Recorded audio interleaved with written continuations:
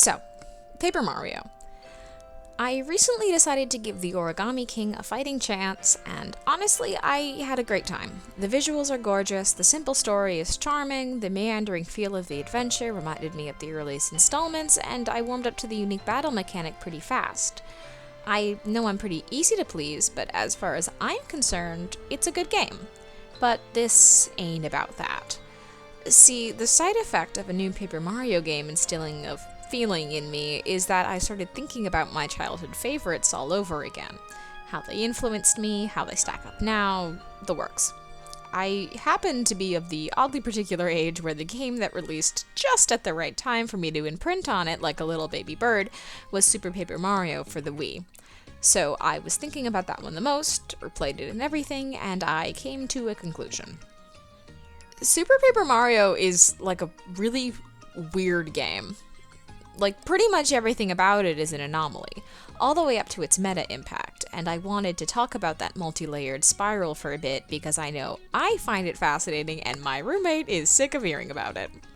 For those of you unaware or in need of a refresher, I'll start off with a brief as possible synopsis of this game to give you an idea of what we're working with here.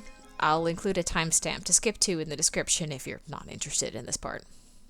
It starts with all the trappings of pretty much every installment of the Mario series. Our good dudes Mario and Luigi are at home when they get the word to spring into action. Princess Peach is missing again, so they naturally assume it's Bowser's doing and go to get his ass. But it wasn't him, but this new guy, Count Bleck, who is the greatest of all time, and I love him, who then in turn kidnaps Bowser and Luigi as well. He forces Peach and Bowser to get married with the help of his loyal mind-controlling assistant Nastasia in order to kick off this multiverse-ending prophecy.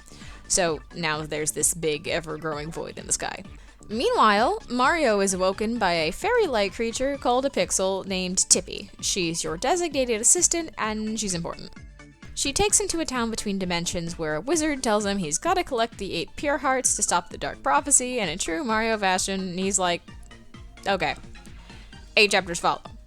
The first one is a completely straightforward Mario level. Evil minion boss number 1 is O'Chunks, a name I hate more than anything, and then a dragon is there. Peach joins your party, and then you go to a swamp, then a mansion where a fortune teller supposedly lives. Then evil minion boss number 2 traps you doing prison labor for a chapter. Her name is Mimi, a cute shapeshifter who turns into a horrific spider thing that chases you through a basement. This scared the shit out of me when I was a child. Bowser also joins your party. You heard me! There's a journey through an 8-bit style chapter involving evil minion boss number 3, the horrible little clown Dimentio, and a gross otaku lizard. Don't even worry about it. Then you go to space. Evil minion boss number 4 is Luigi but brainwashed. It's fine. Then you go to Caveman Land, I guess? That's fun. Then you go to participate in a fighting tournament at a castle, but it goes wrong and the world gets eaten by the void, so you go back into the lifeless corpse of the world to pull the husk of the pure heart out, and then Dimentio sends both evil Luigi and the party to hell. So you're just in literal actual hell now, which is cool because Luigi is there with you, and you essentially climb the mountain of purgatory to get your party back, and the pure heart was the girl you were escorting to heaven, and it's fine, it's all fine, this is fine. So, the gate to the Count's castle is open now, but there's something important that needs to be mentioned first. In between each chapter, there's a small interlude telling bits of the story of a human girl named Timpani and a being of darkness named Blumiere that slowly fell in love, only to be torn apart when Blumiere's father cursed her to wander the worlds until she died, leading Blumiere to open the evil tome his people guarded in grief and agony. I'm sure you can guess where this is going, but my little child brain really thought it was a hell of a twist. So, Tippy, who was not always a bug, has been slowly regaining her memories this whole time and is like, whoa, but they do what they gotta and head in there. Each party member has a 1v1 with their designated rival, first Bowser versus O'Chunks, then Peach versus Mimi, then Luigi versus Dimentio, after which they all presumably die. It's fine. Mario fights Count Bleck and wins with the power of friendship because the gang wasn't dead after all, obviously, and he's like, well, you got me, put me down like a rabid dog, and Tippy is understandably very upset about this development. But then, while they're yearning, Dementio goes to finish him off like the rat he is, and Nastasia takes the bullet because she's a simp. Classic Team Bleck behavior all around. He then steals the Chaos Heart, activates Luigi's Mr. L sleeper cell, and they all fuse into this monstrosity as the final boss. Meanwhile, the reunited lovers have a conversation that makes me, actually earnestly, genuinely emotional, and their love is enough to revive the power of the hearts, allowing Mario and co. to save the day once again. Sort of. The worlds are all still ending, but once again, the power of love comes in clutch. Bleck and Tippy, knowing full well those tied to the hearts may cease to exist once all is vanquished, say their last vows, reaffirming they are still in love after everything, and disappear. The gang wakes up back in Flipside, Nastasia breaks down into tears, Merlon says some thoughtful words, and the game ends. So, not to be dramatic, but this is totally the reason I am the way I am today. I've played this game no fewer than 10 times throughout middle and high school, and still kept coming back to it in college, and now as a postgrad. It's not even that the gameplay was that brilliant or anything, but it was an effective vehicle for delivering what I really cared about, which were the characters, story, and feeling of the game. If anything, the simple gameplay helped me get so deeply into it. I wasn't very good at games as a kid, I was way too nervous and jumpy, and that's actually the reason I didn't get into the Thousand Year Door until I was a teenager. I know the quality of this game is a quite contentious topic. The exact point at which the Mario IP got bad, so to speak, is a topic of much debate, and while I'm kind of the opinion that it's a little silly to claim to be a fan of a series when you really only like 2 games in it, if that's your prerogative, then good on you for knowing what you like, but hear me out. How good this game is or isn't is actually completely irrelevant to what I plan to talk about. I clearly like this game a lot, just to be upfront about my biases, but ultimately I just think it's a matter of taste. What I'm here to do isn't a retrospective game review, but rather take a look at the impact of what this game objectively was. So, let's just start with the obvious. Super Paper Mario is a very plot-heavy game by the standards of its contemporaries. More so than the other Paper Mario games, and certainly leagues more than any mainline Mario title. Moreover, the plot doesn't actually center Mario all that much. The scope of the narrative about him is inherently limited by his being a silent protagonist, and a bit of a mascot one at that, so unlike the Thousand Year Door before it, it sheds much of the focus on him in order to expand the scale of the story significantly. Instead, the game original cast carries the bulk of the plot, especially the villains. The game feels significantly more interested than most other Mario games in really examining the antagonist as characters, giving them a strong rapport with each other and varying degrees of lore. Furthermore, the plot is pretty heavy for a Mario game. While I think the presentation is a good bit less gritty than its predecessor, it plays so unavoidably heavily on themes of grief and tragedy that it's a little jarring to think back on. And I loved that. As a kid, I craved drama and emotion in the stories I was allowed to consume, and I can't help but feel that the raw, heartfelt way this game's plot unfolded really resonated with that desire. And notably, I feel confident saying that most other people who love this game are almost certain to cite that among their reasons for feeling that way. Which brings us to asking, what exactly happened going forward? Because regardless of how Super Paper Mario was received, Sticker Star was taken much more harshly. Was it deserved? Who knows? I gotta confess, I didn't actually play it, because I already knew it didn't have the things I liked from the series, so I just didn't bother. I'm pretty forgiving, so who knows, maybe I'd be the weird outlier who liked it, but again, this is relevant.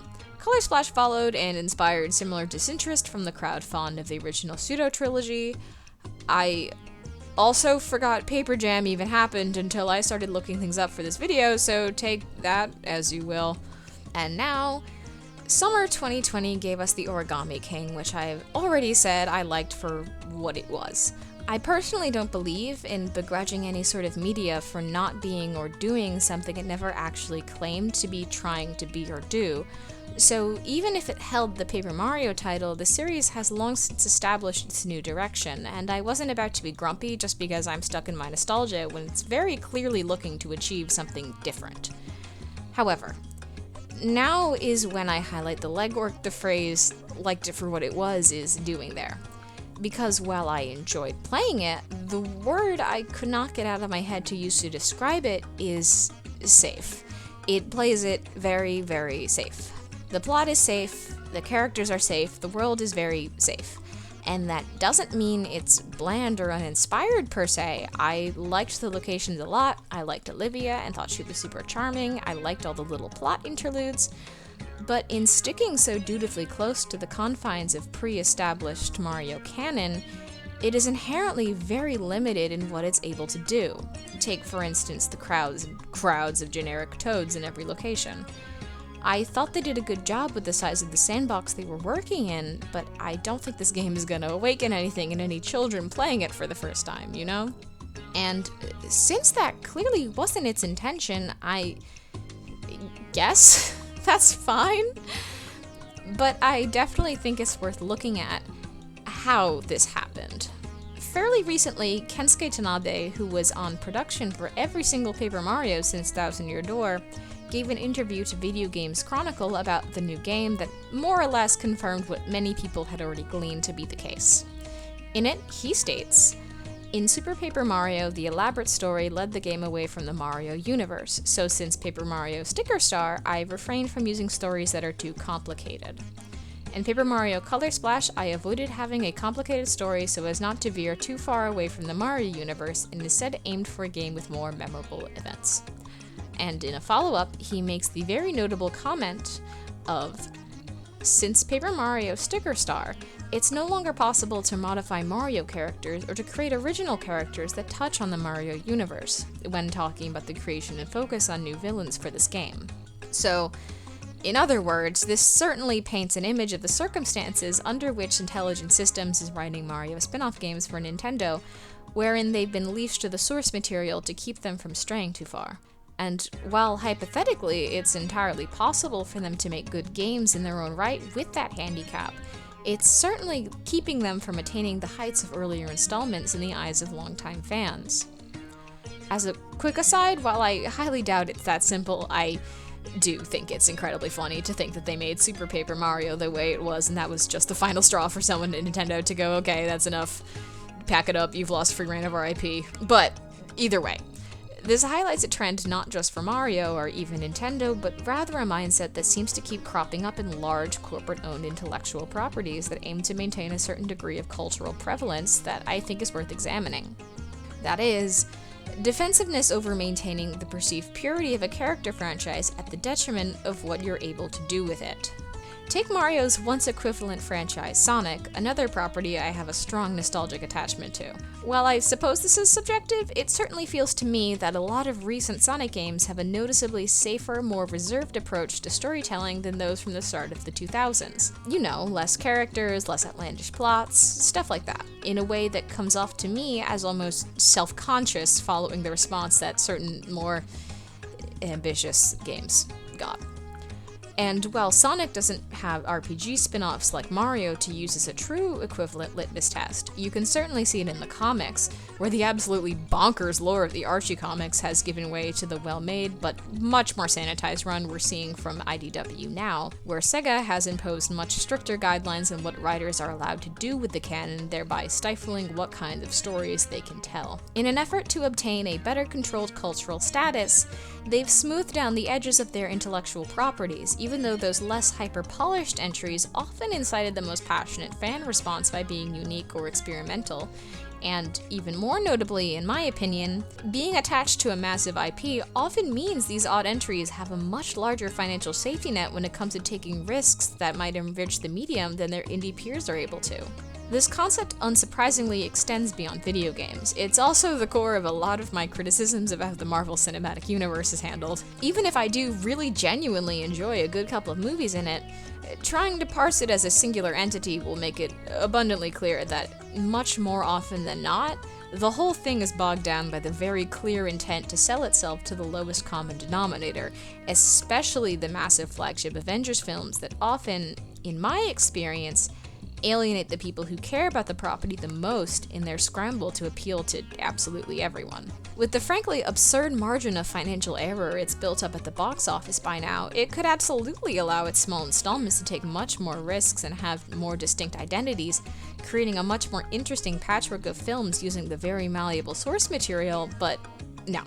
Like the companies before it, Disney seems more interested in homogeny for the sake of cleaner branding. I could go on, but hopefully you've caught on to the pattern. In my observations, it feels like media and branding from the 2010s onward has been characterized by extraordinarily polished, professional presentation, from games to movies to YouTube to television to Instagram. And that, in and of itself, isn't the issue. I know I like it when things look nice, but the issue, as it often seems to be, is that in attempting to appeal and therefore market to the greatest possible number of people, you are often inadvertently courting a noticeably lower degree of active passion from that audience. By refusing to take risks, you are also barring yourself from the unique rewards of their success. Let's bring this back to Paper Mario and the strange trajectory it went on. It might help to think of the series' shifting priorities as an arc of sorts, with Super Paper Mario at the turning point, as the installment that seems to most embody all the things the devs are meant to move away from. Super Paper Mario prioritized story more than any other game in the series, and arguably above most of its own traits, even above the turn-based gameplay format that some fans of the first two games took as the unshakable core of what gives the series its identity. This is where that split reception I mentioned comes in. I think that for all the posturing done about purely objective game opinions, the inescapable reality is that it comes down to what you personally liked about Paper Mario, which is dependent on what you value most in games, which then informs how you prefer to engage with fiction on the whole, which may sound like a leap, but let me explain. The Thousand Year Door is near universally agreed to be the best game in the series. It is widely beloved and highly praised and generally considered to be a classic. I'm not going to argue with that either. Even if Super Paper Mario is my favorite, partially for sentimental reasons, I do think from as an objective stance as I can have that it does deserve that title. Here's the thing though, and this is the final idea I've been driving at all along, is that widespread adoration does not directly correlate to a passionate fanbase, and this is something that I think is worth thinking about when pondering the impact fiction can have. Super Paper Mario is less popular than the Thousand Year Door by most metrics of public opinion, however it seems to have a much more engaged fanbase. And this isn't just me anecdotally talking out of my ass. As hard as it is to quantify something like this, I actually went and looked up the numbers on sites that host fanworks and make that information readily available, and every single one consistently supported this. I even double-checked my findings on DeviantArt because that number didn't seem right, but a quick search of the most popular characters in each backed them up. I also went back to fanfiction.net just to make sure I was checking the era-appropriate sites, and while their Mario tag is not divided by game, the character results once again told a similar story. Now, this isn't perfect by any means. Prior to the rise of these more aggregated sites, which was well within the era of these releases, a lot of this sort of thing was done on individual forums, many of which are lost to time, but I also think it would be odd for that to be that dramatic of an outlier at most. Furthermore, I think how these games are still engaged with by online fan communities in recent years, over a decade past their release, certainly tell their own sort of story, even if some context from the time of release is lost to the sands of the early internet. So, once again, you have an installment in a series that's off the rails, story-heavy, with mixed reception, garnering a seemingly more active fan response than a much more widely beloved and played predecessor did. What does it all mean? See, I have this theory that the core way the concept of quote fandom unquote is generally spoken about online has a critical flaw to it, and that is a failure to acknowledge that there are all sorts of different ways that people can engage with media on the internet, often heavily informed by the work itself, and that this very much shapes the sort of communities that get built around them. Now, I want to stress that this is very much not a binary by any means, but for the purposes of this video, I will split them into two big general categories. Transformative fandom, which refers to those who choose to create something new with it in turn, often by making and consuming things like fanart and fanfiction, which generally suggests a higher bar of investment.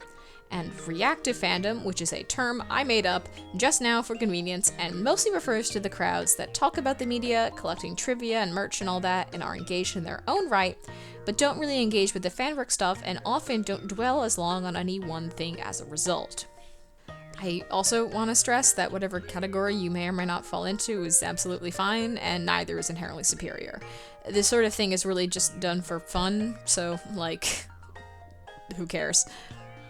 But anyways, I think on the whole, it's fair to say that the Mario franchise, despite wild success and popularity, inspires a relatively low ratio of transformative fandom to not for the sheer size of it. As beloved as the series is, the truth of the matter is that there just isn't all that much there to work with once you're done playing the games.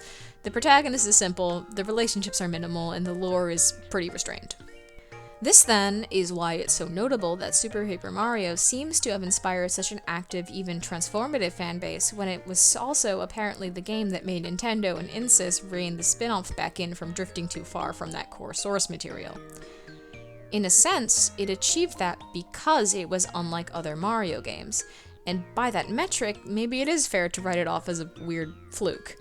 Maybe just because it found an audience that it clearly spoke very strongly to, doesn't negate that that audience connected to it so strongly, in part because it failed at being about the mascot it was supposed to be. It's all about priorities, and I guess I can't fault a company for prioritizing their most prized brand, but it certainly feels like a shame to me that this was the lesson learned. There's always exceptions to this pattern. Plenty of media with massive transformative fan bases boast mainstream success and critical acclaim, and it should go without saying that just because something isn't broadly appealing, that it has a passionate niche fan base by default. I mean, just look at Sticker Star. But I don't think it's entirely a coincidence that so much of what entices people to really deeply engage with something are often the same things that limit the scope of your audience. To me, and my desire to create, it feels like it should be a balancing act, but more often than not, it feels like companies would much prefer to take the safe route. After all, there's certainly incentive to make things good enough to buy, but there's not that much to go deeper than that. I suppose to avoid ending on a bummer, cynical note, I just want to reiterate why this game is so special to me, even if that's not the widespread consensus. We were put on this earth to find meaning and joy in things, and if you can do that in a bizarre Mario spin-off RPG about the redemptive power of love, like I did, then that's yours now, and that's a wonderful thing. If not, I'm sure you found it elsewhere, had that one odd thing you encountered that seemed to speak to you and not many others. Cherish those things, and cherish them loudly. I think there's an inherent vulnerability to the act of creating anything earnest, even when you're a part of a team, and we should all do our part to make it clear that that's something to uplift rather than shy away from.